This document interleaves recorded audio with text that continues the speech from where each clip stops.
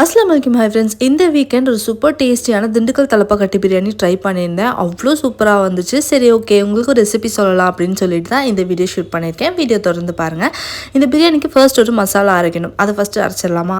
இங்கே மிக்ஸி ஜாரில் 5 துண்டு பட்டை, 10 கிராம்பு, 2 ஸ்டார் அனைஸ் நல்லா உடச்சி போட்டுக்கோங்க. அப்போ தான் நமக்கு நல்லா பொடியாக கிடைக்கும். அடுத்ததாக கொஞ்சமாக கல்பாசின்னு சொல்லுவாங்கள்ல, அது எந்த அளவுக்கு நான் எடுத்திருக்கேன்னு பாருங்கள்.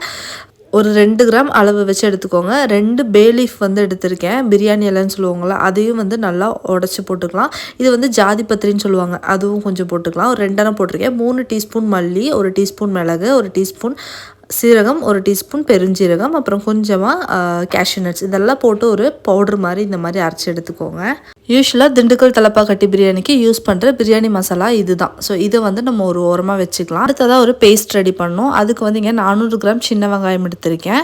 ஒரு 20 பல்லு பூண்டு எடுத்திருக்கேன். 2 துண்டு பெரிய துண்டு இஞ்சி எடுத்திருக்கேன். ஒரு கைப்பிடி அளவு புதினா இலை, ஒரு கைப்பிடி அளவு கொத்தமல்லி இலை, ஒரு 4-5 கார மிளகா, உங்களுக்கு எந்த அளவுக்கு காரம் வேணுமோ அந்த அளவுக்கு இதெல்லாம் வச்சு அரைச்சி ஒரு விழுதாக்கி எடுத்துக்கோங்க. அப்புறம் எண்ணெய் சூடு பண்ணி, எண்ணெய் சூடானதுமே நம்ம அரைச்சி வச்சு அந்த விழுது இருக்குல்ல, இந்த மாதிரி பச்சை கலர் பேஸ்ட் மாதிரி தான் கிடைக்கும். இதை நம்ம போட்டுட்டு நல்லா குக் பண்ணுங்கள். இது எப்படி குக் ஆகணும்னு கேட்டிங்கன்னா, எண்ணெயெல்லாம் நல்லா உள்ளே இழுத்து நல்லா குக் ஆகும். நல்லா கீழெல்லாம் முறிஞ்சு குக் ஆகுற அளவுக்கு ஒரு 10-15 நிமிஷம் இதை வணக்கிறதுல தான் விஷயமே இருக்குது. அதுக்கப்புறமா நம்ம ரெடி பண்ணி வச்ச பிரியாணி மசாலா அப்படியே இதில் கொட்டிடலாம். இன்றைக்கி 1 கிலோ சிக்கனுக்கு 1 கிலோ ரைஸ் நான் எடுத்திருக்கேன். கரெக்டாக இருக்கும் இந்த அளவு. எல்லாமே நல்லா போட்டு மிக்ஸ் பண்ணிக்கோங்க. நல்லா வணங்கி வரணும். அடுத்த கொஞ்சமாக மஞ்சள் தூள், 1 டீஸ்பூன் மிளகாய் தூள், காரத்துக்கு தகுந்த மாதிரி வச்சுக்கோங்க. ஏன்னா நான் பச்சை மிளகாய் நிறைய வச்சுருக்கேன், அதனால் மிளகாய் தூள் கம்மியாக தான் ஆட் பண்ணுறேன். கீழே பிடிக்குது பாருங்கள், இந்த மாதிரி பிடிச்சி வேகணும். அப்போ தான் நமக்கு நல்லா அந்த பச்சை மணம் போகிற மாதிரி இருக்கும். ரொம்ப அடி பிடிக்க வச்சிடாதீங்க. இந்த ஸ்டேஜில் நம்ம எடுத்து வச்சுருக்கிற சிக்கன் நல்லா வாஷ் பண்ணிவிட்டு சேர்த்துக்கலாம். சிக்கன் ஆட் பண்ணி ஒரு 5 மினிட்ஸ் இந்த மசாலாலேயே நல்லா குக் பண்ணுங்கள். நல்லா ஹை ஃப்ளேமில் வச்சே குக் பண்ணுங்கள். கீழே ஓரளவுக்கு பிடிக்காத மாதிரி பார்த்துக்கோங்க. இப்போ ஒரு 1/2 கப் அளவு தயிர் எடுத்திருக்கேன். நல்லா கட்டியான புளிப்பு இல்லாத தயிரை பார்த்து எடுத்துக்கோங்க. ரொம்ப புளிப்பான தயிர் இருந்தால் சாப்பாட்டுக்கும் புளிப்பு அந்த தன்மை வந்துடும். ஸோ பார்த்து எடுத்துக்கோங்க. நல்லா மிக்ஸ் பண்ணி விடுங்க. இது ஒரு 5 மினிட்ஸ் நல்லா குக் ஆகட்டும். இந்த ஸ்டேஜில் தண்ணி ஆட் பண்ணிக்கலாம். நான் இன்றைக்கி சீரக சம்பாவில் வைக்க போகிறேன். தலப்பாக்கட்டி பிரியாணினாலே சீரக சம்பா ரைஸில் தான் வைப்பாங்க. ஸோ அதுக்கு தகுந்த மாதிரியான தண்ணி மெஷர்மெண்ட் எடுத்துக்கோங்க. சீரக சம்பா அரிசி அப்படிங்கிறனால 1 கப் அரிசிக்கு 2 கப்பு தண்ணி நான் வச்சுருக்கேன்.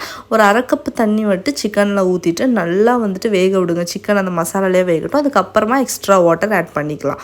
அதுக்கப்புறம் கொஞ்சம் உப்பு ஆட் பண்ணிவிட்டு தண்ணி நல்லா கொதிச்சு வர வரைக்கும் க்ளோஸ் பண்ணி வைங்க. சிக்கன் ஒரு 10 நிமிஷம் அந்த தண்ணியிலே வேகணும். அதுக்கப்புறம் தான் ரைஸ் நம்ம போடணும். சிக்கன் முக்கால்வாசி வெந்துருச்சான்னு செக் பண்ணிக்கோங்க. அதுக்கப்புறம் ரைஸ் ஆட் பண்ணிக்கோங்க. கொத்தமல்லி புதினா கொஞ்சமாக இந்த ஸ்டேஜில் ஆட் பண்ணிக்கலாம். ஆட் பண்ணிட்டு நல்லா மிக்ஸ் பண்ணி விடுங்க. இந்தளவுக்கு கட்டி ஆனதுமே நம்ம தம் போட்டுருவோம் இல்லையா. ஸோ நல்லா அடிக்கூடி மிக்ஸ் பண்ணி விட்டுக்கோங்க. இந்த ஸ்டேஜில் உங்களுக்கு நெய் ஆட் பண்ணணும்னா நெய் நீங்கள் ஆட் பண்ணிக்கோங்க. இப்போ பாருங்கள், சாப்பாடு இந்தளவுக்கு இதாகிடுச்சு. இந்த ஸ்டேஜில் நம்ம தம் போட்டுக்கலாம். கொஞ்சமாக நெய் போட்டுட்டு மேலே நான் ஈர துணி போட்டு தம் போட போகிறேன். இந்த டைமை இந்த மாதிரி தம் போட்டிங்கன்னா நல்லா சூப்பராக ரெடியாகி கிடைக்கும். 15 நிமிஷம் தம்முக்கு அப்புறம் ஓப்பன் பண்ணி காட்டுறேன் பாருங்கள். பிரியாணி எவ்வளோ சூப்பராக உதிரியாக வந்திருக்குன்ட்டு. கரெக்டான பதத்தில் வந்திருக்கு. சிக்கன் நல்லா வெந்திருக்கு. நான் சொன்ன மாதிரியே ட்ரை பண்ணுங்கள். அவ்வளோ டேஸ்டியாக இருந்துச்சு பிரியாணி.